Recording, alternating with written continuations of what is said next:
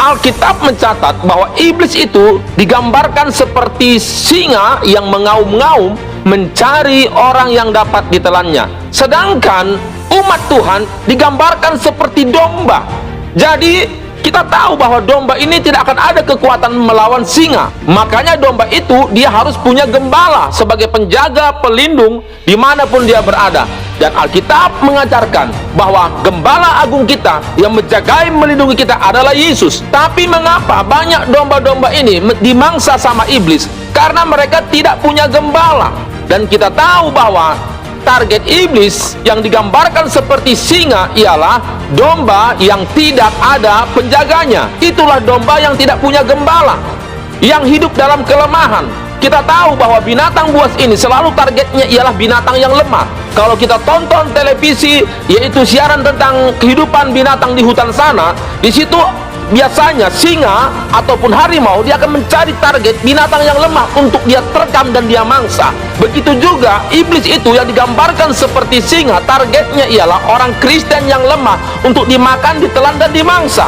Jadi kita nggak boleh lemah, kita harus kuat karena ada Tuhan yang menjadi pelindung kita. Amin. Saya bacakan ayatnya dalam 1 Petrus pasal 5 ayat 8 sampai 9. Sadarlah dan berjaga-jagalah, lawanmu si iblis berjalan keliling sama seperti singa yang mengaum-ngaum dan mencari orang yang dapat ditelannya. Lawanlah dia dengan iman yang teguh, sebab kamu tahu bahwa semua saudaramu di seluruh dunia menanggung penderitaan yang sama. Maksudnya saudaramu di seluruh dunia ialah saudara seiman, yang dimana dia menjadi target iblis. Tetapi kalau kita di bawah perlindungan Tuhan karena hidup dalam kebenaran, iblis tidak akan bisa menghancurkan hidup kita. Yang biasanya iblis hancurkan ialah domba yang lemah atau umat Kristen yang lemah. Bagaimanakah ciri-ciri orang Kristen yang lemah itu? Ciri-cirinya ialah suka hidup dalam perdukunan, suka hidup dalam perselingkuhan, kemabukan, perjudian, narkoba, rentenir, dan banyak lagi.